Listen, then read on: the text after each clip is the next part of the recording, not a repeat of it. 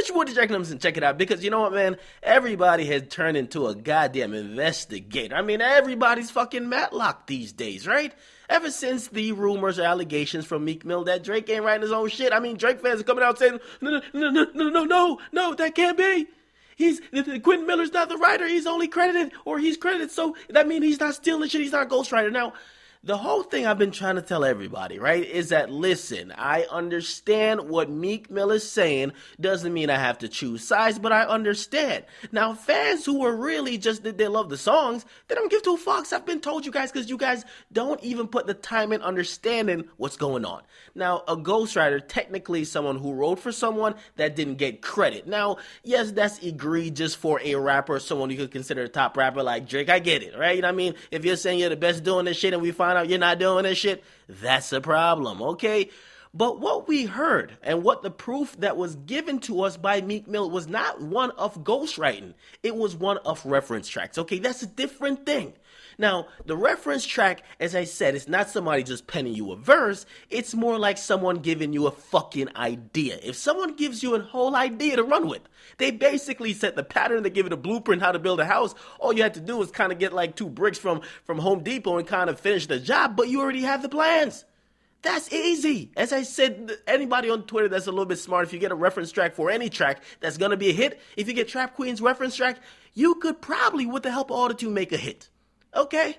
Now, here's the thing. Because people are still strung up or strung out on this ghostwriting accusation, and it seems Complex News has actually fetched us the proof that we really need. Okay? They have came out and said, wow, maybe not on those other songs that were on If You're Reading This Is Too Late. Maybe he's not technically a ghostwriter, but for RICO, he is technically a ghostwriter. Now, we did hear a reference track for RICO. We heard it for Used To. We also heard it for 10 Bands. And we heard it for another one, which is, I can't remember off the top of my head. However, and by the way, they're all online at this point. By the way, OVO, they're trying to get them down. That's the reason I probably won't link to it, okay?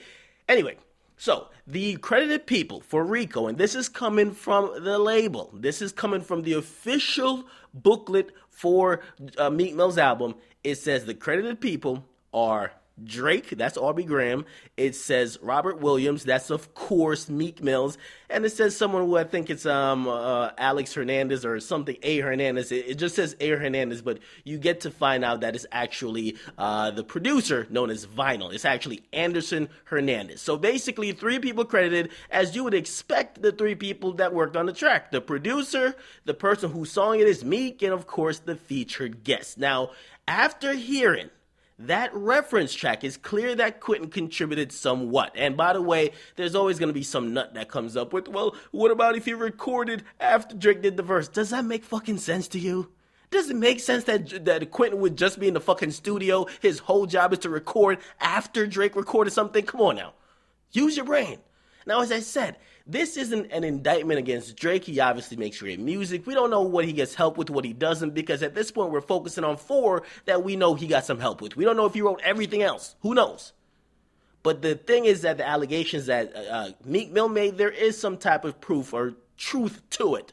But the problem here is, and we're going to get back to the beef, does anyone really care? Because the majority of people simply are not using against Drake. People are talking about the songs, want to know verses back to back, and right now nobody's caring about this ghostwriting allegation, or I guess we could probably say more than an allegation because there is some proof.